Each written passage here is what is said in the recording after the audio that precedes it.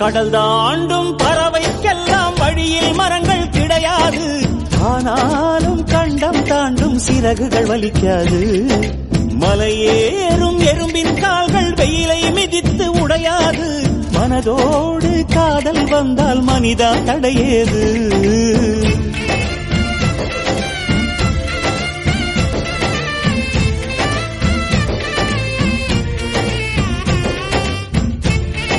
கடல் தாண்டும் பறவைக்கெல்லாம் வழியில் மரங்கள் கிடையாது.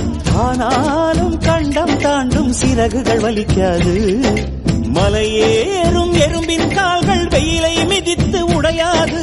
மனதோடு காதல் வந்தால் மனிதா தடையேது.